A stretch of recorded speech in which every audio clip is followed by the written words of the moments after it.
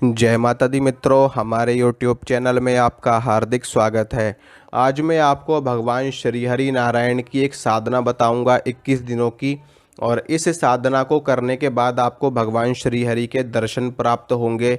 भगवान श्री हरि के दर्शन आपको स्वप्न में प्राप्त हो सकते हैं और किसी संकेत रूप से भी उनके दर्शन आपको प्राप्त हो सकते हैं। उनकी शक्ति का आभास भी आपको हो सकता है, उनकी शक्ति का स्पर्श भी आपको हो सकता है, या फिर उनकी शक्ति किसी प्रकाश पुंज के रूप में भी आपको दिखाई दे सकती है, या फिर उनकी शक्ति आपको किसी बिंब के रूप में दिखाई दे सकती है, किसी ऊर्जा के रूप में दिखाई दे सकती है, किसी गोलाकार आकृति के रूप में दिखाई दे सकती है। भगवान सूर्य नारायण के रूप में उनकी शक्ति आपको दिखाई दे सकती है।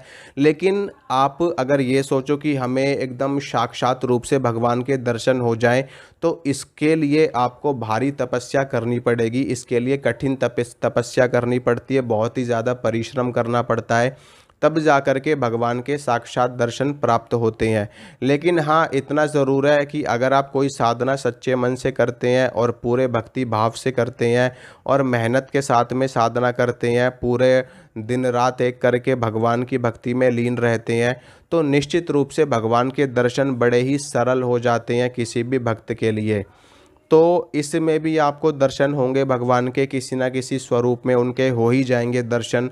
उनकी शक्ति का आभास हो जाएगा, किसी भी रूप में वो आपको दर्शन दे सकते हैं। उनकी इच्छा के ऊपर निर्भर करता है, आपकी साधना पे, आपकी सेवा पे और भगवान की इच्छा पे निर्भर करता है कि आपको दर्शन किस प्रकार से उनके प्राप्त होंगे। तो साधना की शुरुआत करते हैं।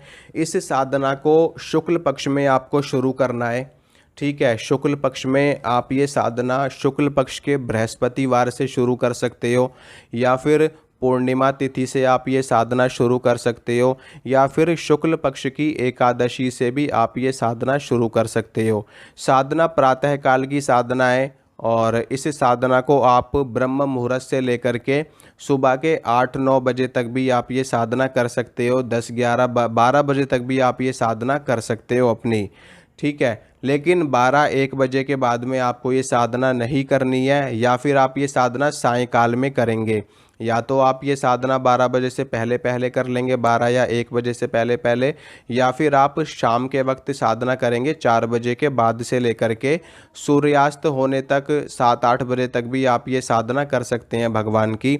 लेकिन रात्रि काल में आप ये साधना नहीं करेंगे कि आप इसको 10 बजे कर रहे हो, 11 बजे कर रहे हो, नहीं। रात्रि काल में ज़्यादातर तामसिक साधनाएं करी जाती हैं, और जो वैसी होती हैं साधनाएं, तामसिक साधनाएं होती हैं, यक्षिणी, योगिनी और माता काली की, भैरव जी की, ये सभी साधनाएं रात्रि काल में करी जाती। तांत्रिक साधनाएं रात्रि काल में करी जाती हैं। भगवान विष्णु की सात्विक साधनाएं होती हैं, दक्षिण मार्ग की साधनाएं होती हैं। तो ये आप 8-9 बजे तक कर सकते हो लास्ट। ठीक है, तो साधना के जब आप साधना पे बैठोगे तो आपका मुख पूर्व दिशा में होना चाहिए या फिर पश्चिम दिशा में होना चाहिए। अगर आप सुबह के वक्त साधना कर रहे हैं तो पूर्व दिशा की ओर आपका मुंह होगा, अगर शाम के वक्त कर रहे हैं तो पश्चिम दिशा की ओर होगा। इसके अलावा आप उत्तर दिशा की ओर मुंह करके भी बैठ सकते हैं, ईशान कोण की तरफ भी बैठ सकते हैं मुंह करके। तो इसमें आपको सर्वप्रथम क्या करना है, भगवान विष्णु की स्तुति करनी है। उसके लिए आप विष्णु सहस्त्र नाम का पाठ कर सकते हैं, या फिर विष्णु चालीसा का पाठ कर सकते हैं, या फिर नारायण कवच का पाठ कर सकते हैं। भगवान विष्णु के 108 नाम पढ़ सकते हैं। अच्युताष्टकम आप पढ़ सकते हैं, गोविंदाष्टकम आप पढ़ सकते हैं, भगवान विष्णु का कोई भी श्लोक पढ़ सकते हैं। उनकी स्तुति आपको करनी है सर्वप्रथम। उसके बाद में देसी घी का दीपक आपको जला देना है, धूप बत्ती जला देनी है, एक जल का लोटा रख देना है भगवान विष्णु के समक्ष, थोड़ा सा गंगा जल डाल करके, और एक तुलसी का पत्ता उसमें आपको डाल देना है। इसके बाद में जो भी प्रसाद आपके पास उपस्थित है भगवान विष्णु को चढ़ाने के लिए, अगर कुछ भी नहीं है तो माखन मिश्री का भोग आप भगवान को लगा सकते हैं। आप जो दूध के ऊपर जो मलाई जमती है वो मलाई आप भगवान को भोग में दे सकते हो, और थोड़ी सी चीनी मिला करके आप उनको भोग में दे सकते हो। नहीं तो आपकी सामर्थ्य है तो आप भगवान को मिठाई का भोग लगा सकते हैं, और कोई भी लड्डू का भोग लगा सकते हैं, चूरमे का भोग आप भगवान को लगा सकते हैं, पंचमेवे का भोग लगा सकते हैं, और दूध से बनी हुई कोई भी मिठाई आप उनको चढ़ा सकते हैं। और इसके बाद में आपको क्या करना है, भगवान गणेश को प्रणाम कर लेना है। भगवान गणेश को प्रणाम करने के बाद भगवान शिव को प्रणाम कर लेना है। उसके बाद में भगवान विष्णु का जो मैं मंत्र आपको बता रहा हूँ, इस मंत्र की आपको 31 मालाएं करनी है। ठीक है, इस मंत्र की आपको 31 मालाएं प्रतिदिन करनी है 21 दिनों तक। तो मंत्र सुनिए। मंत्र इस प्रकार है, ओम नमो नारायणाय, ओम नमो नारायणाय, ओम नमो नारायणाय। ये मंत्र है भगवान श्री हरि नारायण का, भगवान श्री हरि विष्णु का। इस मंत्र की 31 माला आपको प्रतिदिन करनी है, तुलसी की माला से या फिर कमलगट्टे की माला से। ठीक है, और प्रतिदिन करनी है। जब आप मंत्र का जप कर लेंगे तो आप अपने सारा जप भगवान विष्णु को अर्पित कर देंगे। भगवान विष्णु के मंत्र के साथ में आप एक माला माता लक्ष्मी की भी कर सकते हैं। अगर आप ऐसा करेंगे तो अति उत्तम है, नहीं तो कोई ऐसी आवश्यकता वाली बात भी नहीं है और कोई ऐसा ज़रूरी भी नहीं है। सिर्फ़ और सिर्फ भगवान विष्णु के मंत्र की माला करने से ही आपको उनके दर्शन हो जाएंगे।